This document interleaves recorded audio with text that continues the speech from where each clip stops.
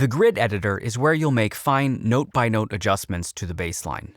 This fully featured editor goes well beyond the standard piano roll in your DAW because it allows you to change articulations, add hammer-ons or pull-offs, slides, and create unique musical selections for group editing. Starting at the top are the familiar cursor tools. With these tools, you can select notes, draw in notes, or cut notes. Next in line is the Articulations menu. This menu is also visible by right-clicking any note.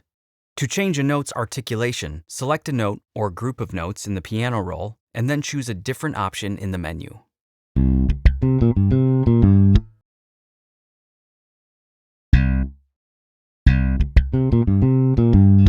It's also just as easy to add hammer-ons, grace notes, and slides.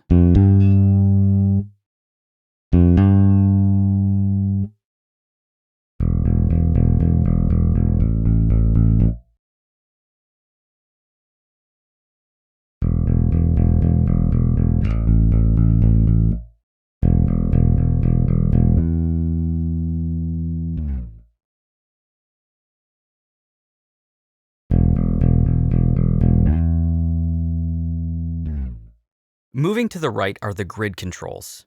Here you can enable notes snapping to the grid and the snapping value of the grid itself, as well as the quantize percentage for the selected notes.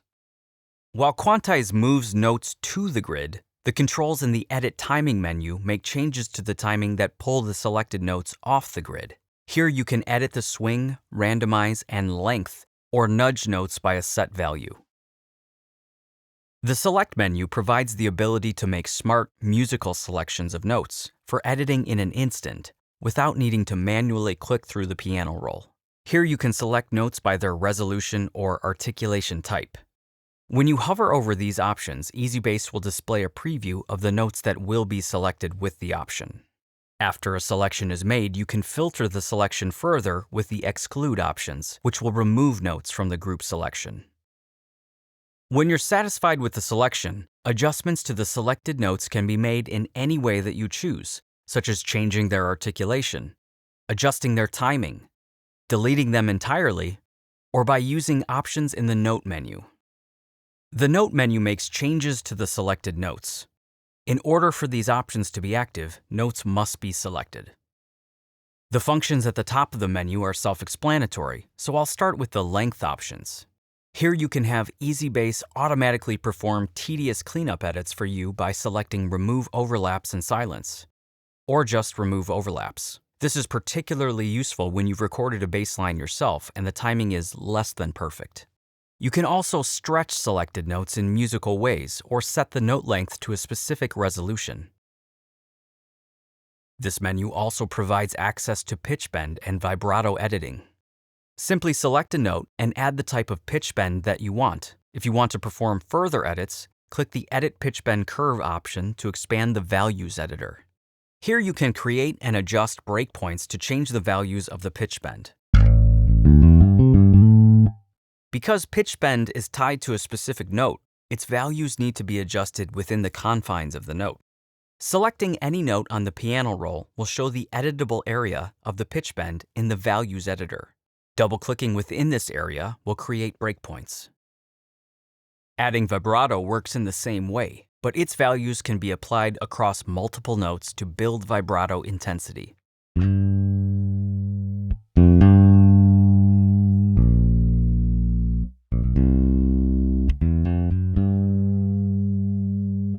Velocity for individual notes is also accessed in the Values editor. Here you can adjust velocity for individual notes, or globally adjust velocity for all selected notes, increase or decrease the dynamics, or randomize the dynamics. It's also possible to quickly create crescendos and decrescendos with the slope controls. Finally, the Values editor is where you can edit CC values that you may have assigned to knobs in EZbass. I'll jump to the Bass tab and assign the chorus effect to an open CC by right-clicking the knob and choosing an available continuous controller. Now that this control is bound to the CC value, I can automate it by creating breakpoints.